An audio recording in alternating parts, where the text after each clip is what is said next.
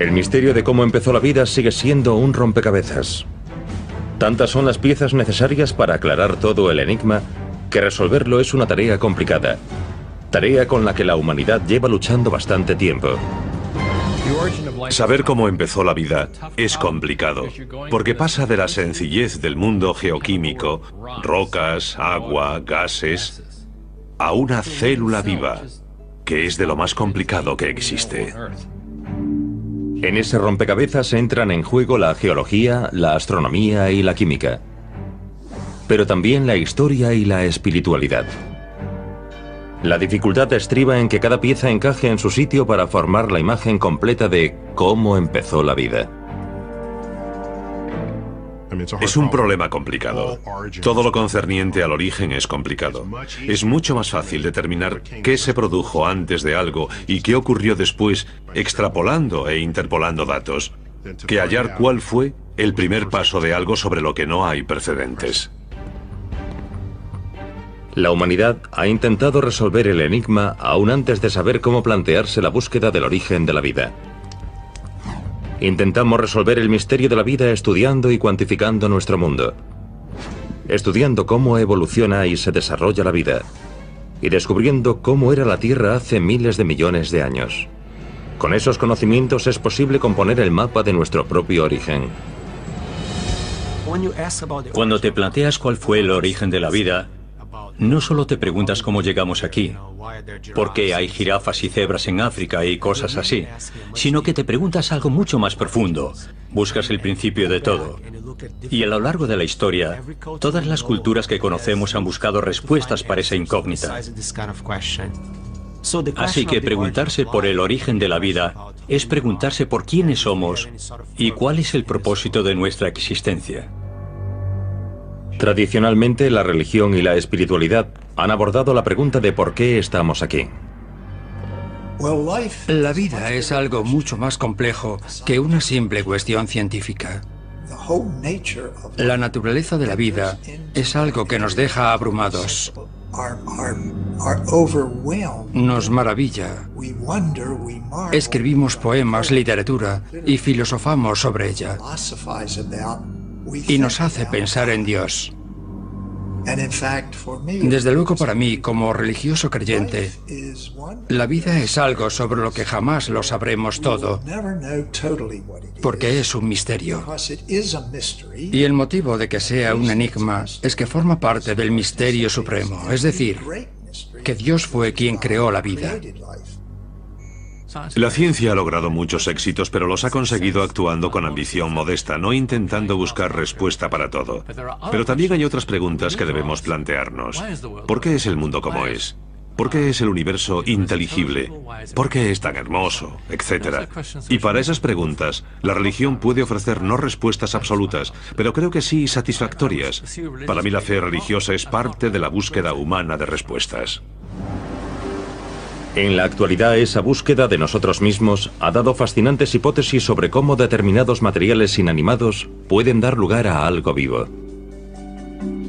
Ideas básicas sobre qué, cuándo y dónde se formó la vida hace miles de millones de años en el caldo primigenio de una charca. Teniendo agua, la temperatura y presión adecuadas, luz ultravioleta, luz solar, etc., cuentas con lo básico para las reacciones químicas que dan origen a la vida. ¿Podría haberse formado la vida en la oscuridad? ¿A temperatura y presión extremas en el fondo del mar? Hay quien postula que la vida empezó en las fuentes hidrotermales, lejos de toda fuente de luz. ¿Se formó la vida en la superficie de un mineral con carga eléctrica? Algunos de los minerales más interesantes cuando se investiga el origen de la vida son los minerales de arcilla.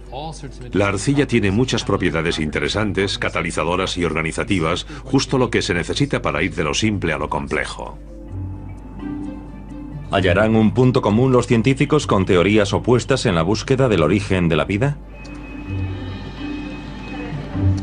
Sí lo lograron en la identificación de los bloques fundamentales de la vida. Sabemos que empezase como empezase, todos los seres vivos están hechos de unos ingredientes fundamentales llamados elementos. Los elementos son básicamente átomos.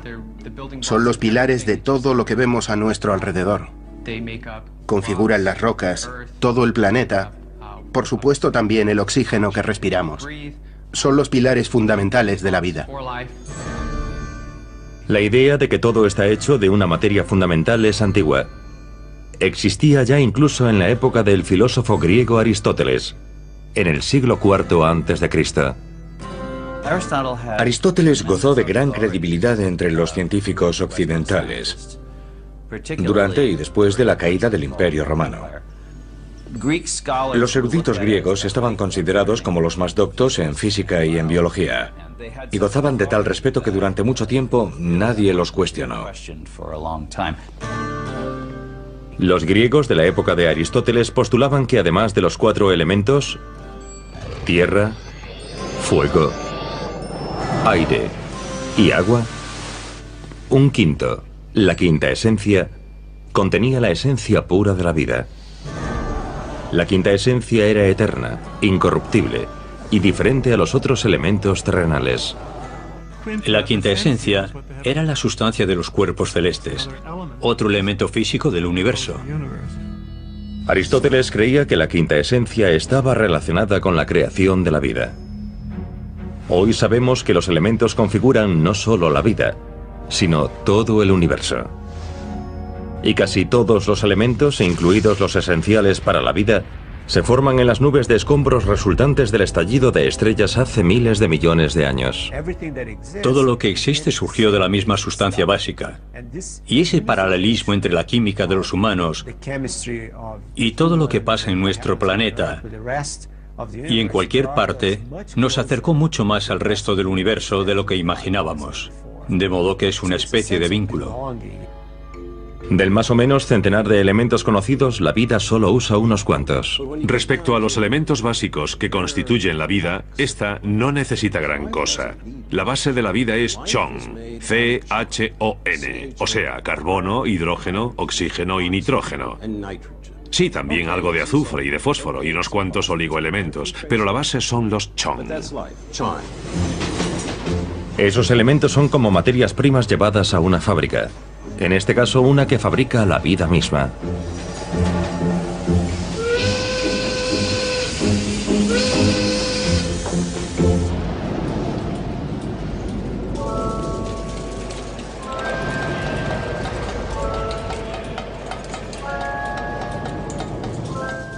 Tome, póngase esto. No quiero que se haga daño en su primer día en la fábrica de la vida. Como saben, aquí es donde hacemos vida. Yo soy el encargado aquí, así que los voy a guiar. Voy a enseñarles todo el proceso, pero no toquen nada. Y procuren no pisar nada, porque podría estar vivo. Por allí está el muelle de carga. Es donde tenemos todas las materias primas, los elementos, el carbono, hidrógeno, oxígeno, nitrógeno, etc. Están listos para añadirse y mezclarse. Y esos también son los elementos básicos que contribuyen a la vida en nuestro planeta. Bueno, aquí, cuidado con la cabeza.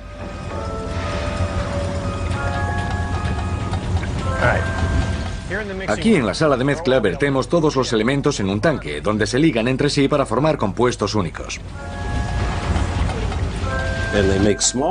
Forman pequeñas moléculas como dióxido de carbono, metano y todas son solubles en agua. H2O, que vuelve a ser hidrógeno y oxígeno, dos de los elementos requeridos. El carbono es un ligamento estupendo. Liga prácticamente con todo, incluso con átomos de sí mismo. Y eso lo hace un ingrediente importante para la vida. Y el resultado es que la abundancia de moléculas basadas en el carbono es mucho mayor que la obtenida de moléculas que conocemos basadas en otros elementos.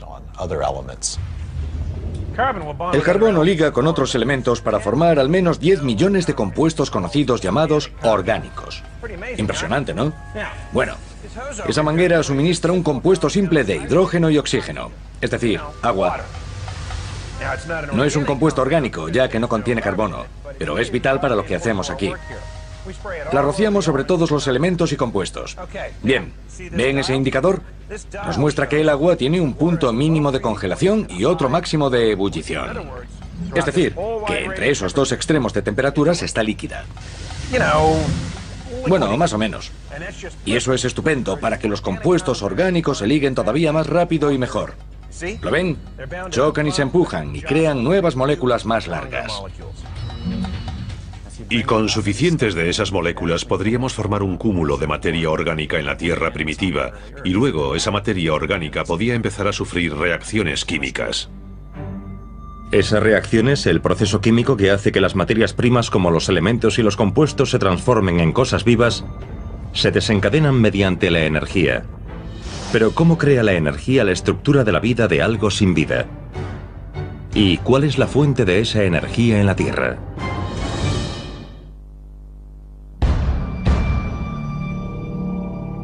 Para resolver el misterio de cómo surgió la vida se empieza por identificar las piezas básicas que forman los seres vivos. Los elementos y compuestos son solo el inicio químico de los pilares de la vida. Así que, ¿cómo llegamos desde los elementos y compuestos a una unidad de materia viva, a algo llamado célula?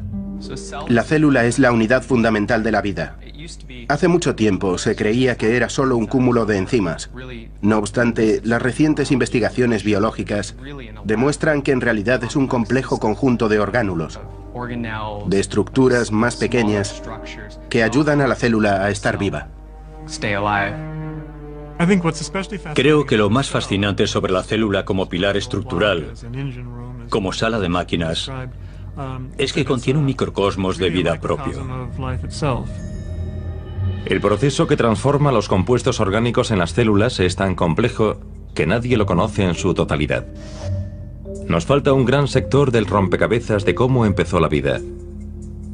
Pero ya hemos completado gran parte, y la energía es una de las claves de lo que ocurre en la fábrica de la vida. Las reacciones químicas las desencadena la energía. Tome, póngase las gafas. Aquí en la fábrica utilizamos lámparas nucleares especiales que simulan la luz solar, una fuente de energía primordial en un planeta como la Tierra. Esa es la clave de todas las reacciones, del crecimiento y la complejidad. Si hay un elemento esencial en toda la ciencia, en los procesos naturales, es el flujo de energía tanto interna como externa.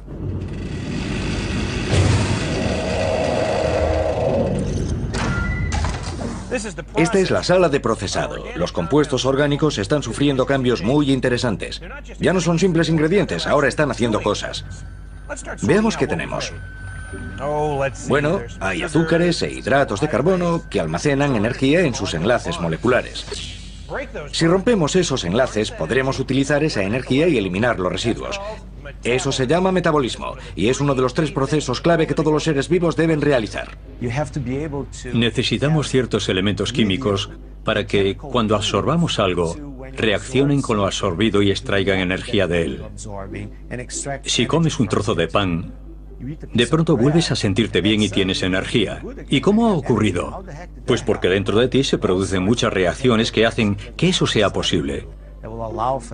Por tanto, la capacidad de metabolizar es muy importante. Esa sustancia pegajosa es un lípido. Es una molécula parecida a la grasa necesaria para crear membranas como las paredes celulares. Y la delimitación también es otra característica clave de los seres vivos.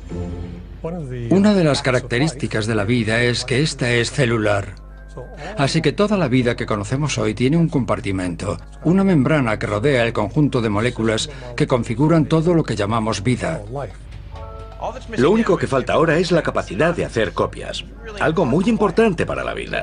Los materiales para realizar copias son muy complejos, pero este tanque está lleno de componentes llamados aminoácidos que se unen entre sí para formar moléculas encadenadas cada vez más largas llamadas proteínas. Una proteína es una cadena de aminoácidos unidos por enlaces químicos.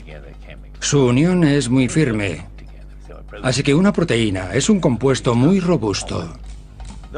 Esas proteínas se forman mediante una estructura integrada por azúcares, algo de fosfato y también por adenina, guanina, citosina y timina. Eso da lugar al ADN, el plano para crear y copiar seres vivos. La vida es una secuencia de pasos químicos y cada uno añade un grado de complejidad. El primer paso es hacer las biomoléculas básicas, luego los aminoácidos. Hay que contar con los azúcares, que son los pilares de los hidratos de carbono, y hay que tener moléculas lípidas que ayudan a hacer las membranas celulares y otras separaciones. Hay que hacer todas esas moléculas y luego tienen que organizarse a sí mismas. Ese es el segundo paso. De modo que unimos esas tres cosas: la membrana, los elementos químicos que nos permiten realizar el metabolismo y los elementos genéticos que nos permiten duplicarnos. Y ya tenemos la vida. Y aquí es donde aparece de verdad la vida. Justo ahí, tras esa cortina. Ni siquiera yo puedo ver qué ocurre ahí detrás. Pero, de algún modo, se conjugan el metabolismo, la membrana y los replicadores. Sufren una cierta evolución química y entonces surge... ¡Tachán! Una célula viva. Hay una delgada línea entre lo que está vivo y lo que no. Y ahí está lo que ignoramos sobre la evolución química. La gran incógnita en el estudio del origen de la vida es cómo se convierte exactamente lo inanimado en animado. Un ser vivo se reproduce, interactúa con el medio ambiente, lucha con sus enemigos, etc. Y ese salto de lo inanimado a animado es tal vez el mayor misterio. Los científicos creen que las leyes del universo aplicadas a materias primas como los elementos crearon la vida. ¿Cómo es posible? Hay una pista en un fenómeno común en todo el universo llamado emergencia. Ayuda a explicar cómo es posible que de los escombros espaciales se formen estrellas, sistemas solares y galaxias. Cómo del caos de ingredientes básicos como los elementos y los compuestos surgen estructuras bien organizadas como los planetas y los soles. Y tal vez, incluso la propia vida. La emergencia es la aparición de algo más de lo que se esperaba al unirse elementos aislados. Surge algo mayor que la suma de las partes y se convierte en algo que podemos calificar científicamente como interesante. La emergencia puede encontrarse casi en cualquier parte. En el propio aire, donde masas de pájaros de repente actúan como uno solo, maniobrando en vuelo con precisión coreográfica. O en una playa a finales de verano.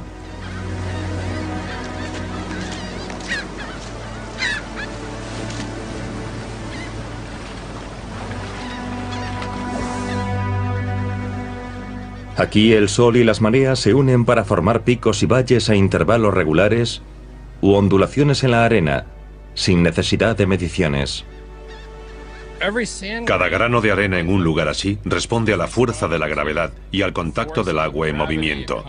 Se trata de una emergencia, y según la teoría de la emergencia, según se da aquí con granos de arena, también ocurre con las moléculas. Y pudo ser así el proceso que llevó al origen de la vida.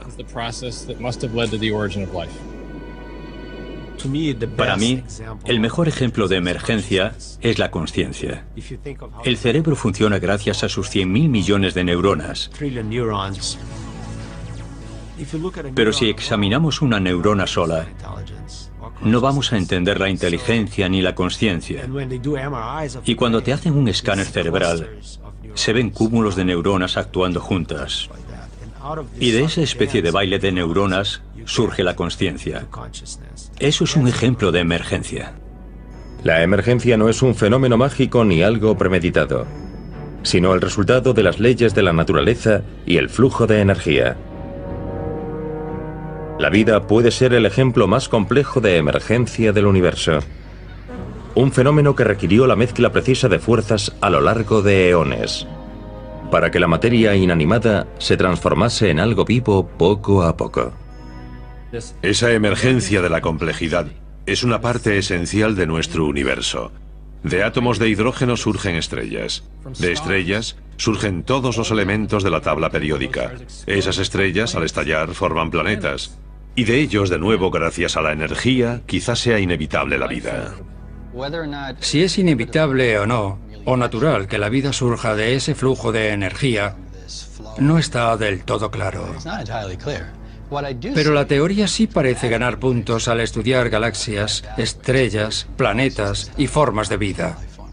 De modo que tal vez haya un umbral en el que se adquiera un grado de complejidad tal que sea inevitable que surja la vida. Y en la fábrica de la vida hemos llegado a la última etapa de la línea de producción. ¿Material autoduplicador? Sí. ¿Energía metabolizadora? Sí. ¿Membrana semipermeable? Sí. Ya está. La célula está viva. Lista para salir al mundo. Pero ¿qué mundo se encontraría la primera forma de vida? Esa pequeña forma de vida, sea lo que sea, necesita sobrevivir. El siguiente reto para la vida en la Tierra es cómo mantenerse viva en el joven planeta. Los científicos calculan que la vida empezó hace unos 3.800 millones de años, justo después de un período conocido como última fase de bombardeo, cuando los asteroides y meteoritos chocaban contra la Tierra de forma regular, y la superficie del planeta estaba prácticamente fundida. No había oxígeno en la atmósfera. Hay pocos datos sobre la Tierra. No existen rocas de hace 4.000 millones de años. No hay casi nada de su origen. Las rocas que sí se conservan, unas de las más antiguas del planeta, contienen rastro de vida, lo que indica que la vida empezó casi en el momento geológico en que la Tierra pudo albergarla. Para nosotros, esa Tierra primitiva sería un lugar oscuro, tóxico y horrible. Pero al parecer, no para los organismos unicelulares que surgieron en ella. En ciertos aspectos, la Tierra primitiva es muy similar a este lugar, en lo alto de las montañas al este de Yosemite, en el desierto alto de California. Este es el lago Mono de California, un entorno extremo. Es extremo por la elevada salinidad del agua, 2,5 veces más que la del mar. Pero es un tipo de sal distinto. Es carbonato sódico en vez de cloruro sódico, y eso hace que estas aguas sean muy alcalinas, muy cáusticas, como la lejía. Es tóxica para muchas formas de vida. No la podríamos beber. Si lo hiciésemos, moriríamos. Estas aguas son ricas en arsénico y en boro. Y aún así, no solo existe vida en ellas, sino que prospera. El extraño y tóxico entorno del lago Mono ahuyenta a la mayoría de los seres vivos. No hay peces ni ranas. Pero a unas criaturas muy especializadas que prosperan en condiciones extremas, denominadas extremófilos, les encanta esto.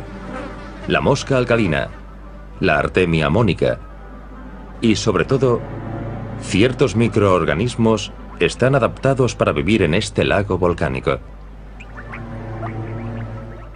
Si echamos un vistazo alrededor, vemos subir burbujas a la superficie. Son de metano, etano, propano y butano. Son mezclas explosivas. Los microbios sobreviven donde pueden prosperar. Y aquí, por ejemplo, hay bacterias fotosintéticas púrpuras que crecen a unos 50 grados centígrados. Esto está muy caliente al tacto. Allí hay bacterias fotosintéticas verdes. En las charcas hirvientes del lago Mono hay pistas sobre cómo pudo prosperar la vida en un planeta joven pobre en nutrientes. Estos microorganismos están adaptados a extremos de temperatura, salinidad y pH. Y eso tiene consecuencias no solo en cómo se desarrolla la vida, sino en cómo puede sobrevivir. Aunque la vida logra adaptarse a las condiciones extremas de la Tierra primitiva a lo largo de millones de años, innumerables generaciones de organismos unicelulares cambian su entorno y lo hacen más similar a cómo es hoy.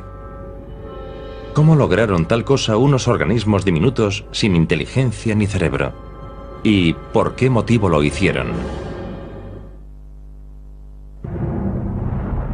Para la mayoría de los seres vivos actuales, el entorno de la Tierra primitiva, duro y sin oxígeno, habría sido literalmente letal. Para que cualquier forma de vida más compleja que los organismos unicelulares sobreviva, el entorno tendrá que cambiar.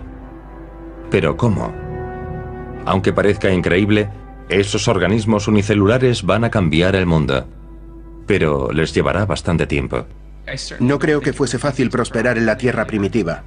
Las condiciones no eran idóneas, o no las idóneas habituales. Pero desde luego sí abundaban los compuestos químicos. Y eso proporcionaría energía, para que creciesen muchos organismos. La vida primitiva terrestre sobrevive en una forma muy simple. Organismos unicelulares sin cerebro, manos ni ojos. Aunque pudiésemos ver cómo era esa vida primitiva, quizás ni la reconoceríamos. Hace 3.500 millones de años, solo veríamos formas de vida unicelulares. Y tal vez se parecerían a las formaciones minerales de entonces. Los primeros terrícolas con el tiempo se propagaron por todo el planeta, posiblemente a través de los mares o incluso la atmósfera. Esas pequeñas células fuertes aprovechan la energía y hacen copias de sí mismas durante millones de años. Y algunas de esas primeras especies han sobrevivido y prosperado hasta nuestros días. Una antigua forma de vida que aún existe en la Tierra es un organismo unicelular que vive en colonias rocosas en la costa de Australia. Estamos en Bahía de los Tiburones, Australia Occidental, un lugar único en la Tierra. También es un lugar donde se dan unas formaciones de materia muy raras que vemos por todas partes, llamadas estromatolitos. Están formados por organismos microscópicos. Una capa muy fina cubre la superficie de la roca. Y año tras año, lentamente, depositan una lámina muy fina de roca. Y han ido creciendo a lo largo de milenios hasta formar estas estructuras que vemos alrededor. Los estromatolitos más antiguos del planeta se hallan también en Australia Occidental. Tienen 3.500 millones de años de antigüedad. Estos estromatolitos se conservan en rocas que son ejemplo de un mundo totalmente diferente. No había oxígeno entonces, el sol calentaba mucho menos y el planeta giraba más rápido, de modo que el día era más corto. Sin oxígeno ni mucha luz solar en la Tierra primitiva, la vida tuvo que sobrevivir con lo que había disponible. Estos primitivos estromatolitos aprovecharon la energía química. No necesitaban luz solar, pero extrajeron nutrientes de los productos químicos y los transformaron en carbono y en un producto residual para hacer paredes celulares. ¿De dónde procedía esa energía química? ¿Cuál fue la fuente de nutrientes para el metabolismo unicelular en la Tierra primitiva? La respuesta puede estar en algunos de los lugares menos acogedores para los humanos. Si los exploramos, podemos hallar pistas de cómo empezó la vida. Bienvenidos a la Cueva de la Araña, un agujero de 45 centímetros de ancho y de enorme longitud, situado en el desierto, al oeste de las cavernas Carlsbad de Nuevo México. Pero lo de bienvenido no es lo primero que se piensa en este lugar húmedo y oscuro. Hemos tenido que arrastrarnos por lugares muy estrechos y hemos venido aquí para ver la interesante actividad metabólica de unos microbios que crecen en este ambiente. Aquí no hay energía solar, está completamente a oscuras. Los organismos se han adaptado y realizan diversas reacciones químicas muy antiguas. Quizás evolucionasen antes de la fotosíntesis y antes de haber una atmósfera oxigenada en la Tierra. Así que hemos venido a ver los microbios comedores de roca. Decimos que comen roca porque la propia roca tiene energía y recurren a varios mecanismos. O bien extraen energía directamente de la roca o disuelven la roca y van tras esas fuentes de energía. Y al hacerlo alteran la estructura química de la superficie de la roca. Esos microbios, cianobacterias, son demasiado pequeños para verse, pero el residuo que dejan tras ellos es un claro indicador de su actividad. Lo que estamos viendo son excrementos microbianos.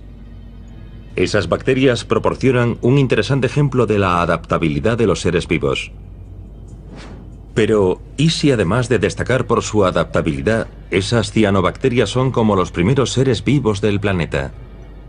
Sabemos que cuando la vida evolucionó en la Tierra primitiva, no pudo utilizar la fotosíntesis y no había oxígeno en el aire. Así que los organismos que vivían entonces tuvieron que recurrir a otro medio para respirar, para transformar la energía, para fijar esa energía y biomasa y crecer y dividirse. Así que transformaron los metales. Aquí vemos indicios de esas reacciones de hace miles de millones de años. Uno de los recursos que tienen a disposición es el hierro, tal como ocurría en la Tierra primitiva. Los organismos unicelulares como los de la Cueva de la Araña son la norma, no la excepción en la extraña y joven Tierra. Pese a los recursos de la vida para encontrar energía, las rocas y la luz solar débil solo ofrecen bastante energía para mantener criaturas unicelulares. Para entenderlo mejor desde nuestra perspectiva animal, debemos recordar que durante casi el 80% de los 3.500 millones de años de existencia de la vida en la Tierra, solo hubo organismos unicelulares. Parece un tanto extraño. Pero la vida microbiana, esos microbios, ese limo de las charcas, fueron la forma de vida predominante en el planeta durante el 85% de la historia de la vida. Esos organismos unicelulares, como la ameba, por ejemplo, son pequeñas fábricas asombrosas capaces de comer, de mantener a raya a los enemigos invasores y de reproducirse. Fíjense en la membrana que contiene las tripas de la ameba y consta de lípidos. Esta ameba está extendiendo una protuberancia o pseudópodo. Esto es el interior de una cámara o vacuola alimentaria. Contiene enzimas que rompen el alimento en moléculas. Otras vacuolas captan y expulsan agua. Este pequeño motor es la mitocondria. Produce energía química del alimento capturado por la ameba. También controla el crecimiento de la célula y su ciclo vital. El núcleo contiene material genético, por ejemplo, ADN. Podemos ver cómo se desenrosca, y toda la ameba se divide para crear dos nuevas células. Este es el modo en que las formas de vida simples se reproducen. Se dividen en dos copias idénticas del organismo original usando la química del ADN. La vida microbiana ha predominado en la Tierra durante más de 3.600 millones de años. Ha sido la forma más abundante de vida en la Tierra durante toda su historia. La humanidad no habría podido ver este vasto mundo invisible de no ser por Anton van Leeuwenhoek. Nacido en 1632, van Leeuwenhoek combina su interés por la ciencia con su pericia como artesano cristalero para crear un microscopio cada vez más potente, que aumenta los objetos más de 200 veces. Como fue el primero que logró pulir lentes con tanta capacidad de aumento, pudo descubrir el mundo de los microorganismos. El microscopio de van Leeuwenhoek es un aparato sencillo que tiene una única lente colocada dentro de un orificio practicado en una lámina de latón. En realidad era una potente lupa. En la parte posterior de la hoja de latón había una punta afilada que se alineaba con la lente y que podía ajustarse con tornillos para enfocarla. Van Leeuwenhoek tenía que sujetar el microscopio cerca del ojo y con luz directa para poder ver algo. Pero la molestia valía la pena. Fue van Leeuwenhoek el primero que documentó el hallazgo de un organismo unicelular, de bacterias. Ser el primero en ver aquello tuvo que ser algo increíble. Tu universo cambia en cuanto ves algo así. Uno de los mayores logros de la ciencia moderna es el descubrimiento de métodos e instrumentos que nos llevan más allá de los 5 sentidos. Esto es un instrumento telescopio extraordinario que nos permite ver a distancia los grandes objetos. Y en la dirección opuesta está el microscopio. Y hay cosas más pequeñas de lo que se ve a simple vista. Hay todo un universo de organismos diminutos que la vista humana no puede captar. Entre ellos hay algunos que nos pueden matar. Por tanto, el microscopio no fue un avance menor que el telescopio. Ambos fueron la mejor prolongación de los sentidos que se pudieran lograr. En la mayoría de los organismos unicelulares, lo que ocurre dentro de sus cámaras, su metabolismo, se basa en un proceso químico llamado fotosíntesis. Un proceso que usan la mayoría de las plantas que conocemos. La fotosíntesis es en esencia la transformación de la luz en energía. El mecanismo fotosintetizador es solo un cúmulo de enzimas. El derivado de ese proceso es el oxígeno. Cuando apareció el oxígeno, la vida dio un gran salto adelante. Y el oxígeno apareció en gran parte debido al metabolismo de las células primigenias que liberaron oxígeno a la atmósfera. La fotosíntesis es solo posible en la Tierra primitiva cuando el Sol empieza a madurar y a producir más calor. La Tierra capta hasta un 30% más de energía solar, energía que los organismos unicelulares productores de oxígeno pueden usar. De no ser por la producción biológica de oxígeno, no habría ninguno libre en la atmósfera. Y con miles de millones de organismos unicelulares expulsando oxígeno, la Tierra, antes casi carente de ese elemento, adquiere una atmósfera rica en oxígeno.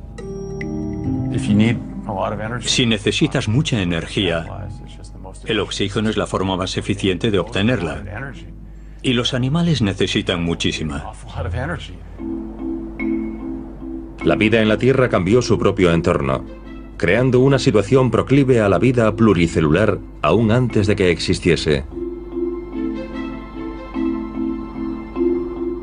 Esos pequeños organismos, esas cianobacterias, lograron cambiar el mundo y el futuro del mundo.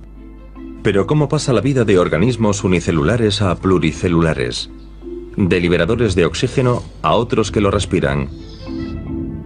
Lo consigue cometiendo muchos errores, con copias erróneas, mutaciones. De no ser por los errores de los organismos unicelulares, los animales como el hombre tal vez no habrían surgido en la Tierra para resolver el enigma de cómo empezó la vida. El rompecabezas de cómo empezó la vida va tomando forma. Ya se conocen grandes detalles, los ingredientes que componen la vida, los procesos que la definen, la unidad fundamental de la vida, la célula, incluso su entorno, y que con el tiempo los organismos unicelulares transformaron ese entorno en otro rico en oxígeno. Todas esas piezas ya están en su sitio. El siguiente paso es descifrar cómo evolucionó la vida de organismos unicelulares hasta los complejos animales pluricelulares que respiran oxígeno. Creo que los animales son organismos tan eficientes que la evolución, una vez que sabe cómo hacer un animal, hace cantidad de ellos. Y eso me parece maravilloso. Para reproducirse, los organismos unicelulares se sirven del ADN, el plano para construir una célula. El ADN del núcleo se despliega. Luego, cada filamento se combina con un nuevo compañero, tras lo cual la célula se divide en otras dos células idénticas, donde antes solo había una célula madre. La réplica es la base de todo. Hay otras muchas moléculas, tal vez otras protocélulas que compiten por los mismos recursos que tú quieres. Y si aprendes a reproducirte, entonces puedes apoderarte de esa energía para los tuyos y apartar de tu camino a los demás. Y entonces triunfas. Pero las copias no siempre son perfectamente idénticas. Pueden tener ligeras variaciones. Y eso es algo bueno. Muy bueno. La variación es la esencia de la evolución. Es lo que la hace funcionar mejor. Y si hay muchas variaciones, no todas podrán sobrevivir. Siempre habrá más individuos de los que el entorno puede soportar. ¿Quién sobrevive? La mutación puede darle a una criatura una ventaja para sobrevivir en un hábitat concreto. Y en una tierra en evolución hay cantidad de hábitats, calientes, fríos, húmedos y secos. Con el tiempo, las mutaciones produjeron gran variedad de organismos unicelulares muy diferentes. Hace unos 3.500 millones de años empezó la vida. Pero las amebas surgieron hace solo 1.500 millones de años. Y las formas de vida más complejas aparecieron hace unos 500 millones de años. Hizo falta muchísimo tiempo para que la vida pasara de los organismos unicelulares primitivos a los pluricelulares y a la exuberancia. Esa exuberancia fue consecuencia de una mejor forma de reproducción de los seres vivos. Una forma que garantizaba la variación y aseguraba que cada generación fuese distinta a la anterior. Esa mejora, en sí misma una mutación, se denomina sexo. ¿Han oído bien? Sexo. Reproducción. Mucho mejor que dividirse en dos. La reproducción sexual es interesante porque permite que los organismos mezclen y emparejen sus genes. De modo que una mutación que surge en un organismo puede transmitirse a una población, porque ese organismo aporta genes además de otro organismo a una prole. Así que la reproducción sexual da una gran cantidad de variantes genéticas diferentes. En otras palabras, el sexo garantiza la variación, y esas variaciones con atributos que se adaptan mejor al entorno evolucionan y lo aprovechan en un proceso denominado selección natural. La evolución es la capacidad de un organismo para cambiar con el tiempo, y la selección natural es la aplicación de eso al entorno natural. Hay cambios que se acumulan con el tiempo, y la selección natural dice si son buenos o no.